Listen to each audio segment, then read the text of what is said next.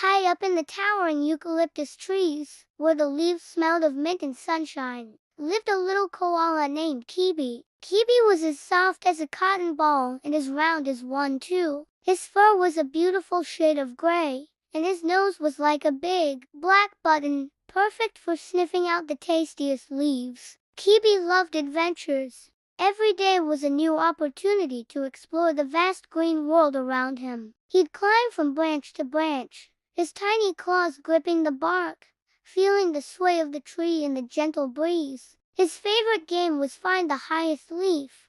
He would inch his way up, higher and higher, until the world below looked like a big green carpet. His parents, wise and watchful, were always nearby. "Not too high, little one," his mother would call, her voice as soft as the rustling leaves. "Stay where we can see you," his father would add, his big, kind eyes never straying far from his adventurous son. Kibi would wave a tiny paw, a silent promise to be careful, before nibbling on a juicy leaf he had just discovered. Life in the eucalyptus forest was peaceful. The days were filled with the warm sun filtering through the canopy, the buzz of friendly insects, and the gentle rhythm of chewing and napping. Kibi loved this rhythm. He loved the feeling of a full belly and the warm, solid presence of his parents beside him as they dozed in the afternoon light. He felt safe and cherished, wrapped in the loving arms of his family and the familiar embrace of his home tree. One afternoon, however,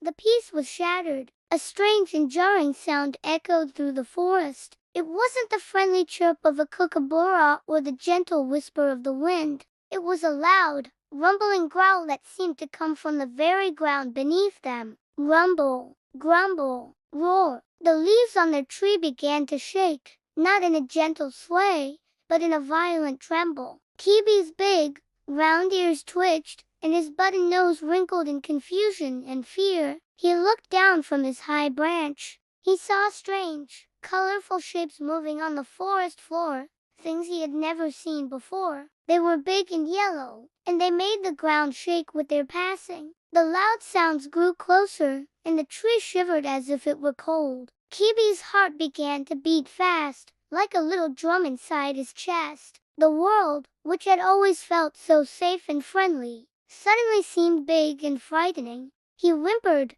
his tiny body frozen on the branch. He wanted to climb down, to get back to his parents, but his legs wouldn't move.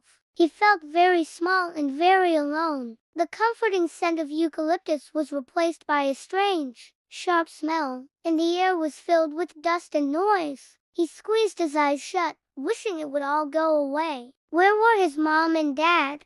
Just then, he felt a strong, steady presence beside him. He opened his eyes to see his father, his big body shielding him from the chaos below. "It's all right, Kibi," his father said, his voice a low, calming rumble that vibrated through the branch. "I'm here." His father's calm demeanor was like a warm blanket. He nudged Kibi gently. "Climb onto my back, son. We'll be safer together." Kibi didn't hesitate. He scrambled from his branch onto his father's broad, furry back, clinging on with all his might. He buried his face in the thick, familiar fur, the scent of his dad immediately soothing his racing heart. A moment later, his mother was there too, pressing her soft side against them. Kibi could hear her heartbeat, a steady, rhythmic thump-thump, thump-thump. It was the most comforting sound in the world. Together, the koala family held on to their branch, a tight little unit against the strange and scary world. Kibi peeked out from behind his father's shoulder. The yellow monsters were still there, and the noise was still loud, but it didn't feel as terrifying anymore. With his dad's strong back beneath him and his mom's steady heartbeat beside him, he felt a bubble of safety surrounding him. He realized something important that day. Adventure was fun, and climbing high was exciting, but nothing, absolutely nothing, felt as good as being close to his family.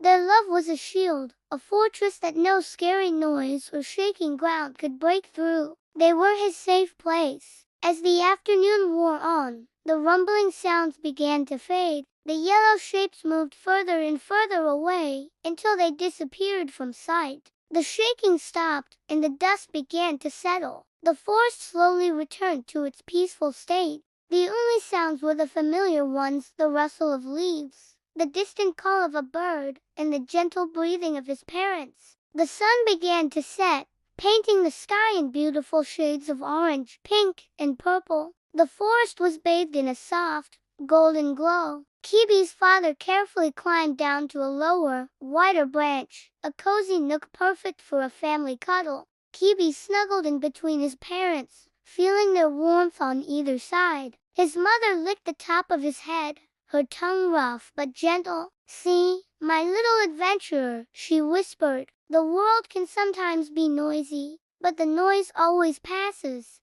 His father nuzzled his cheek. "And as long as we have each other, we will always be safe." Kibi looked up at his parents, his heart filled with a deep, quiet love. He had learned a valuable lesson. Home wasn't just a tree, it was the feeling of being together. As the first stars began to twinkle in the darkening sky, Kibi closed his eyes. He wasn't thinking about climbing high or finding the tastiest leaf anymore. He was thinking about how wonderful it felt to be nestled securely in his parents' embrace. He drifted off to sleep, listening to the duet of their heartbeats, knowing, with all his little koala heart, that love is the strongest branch and the safest place of all. And in the heart of the great eucalyptus forest, the little family slept soundly, wrapped in the quiet magic of the night.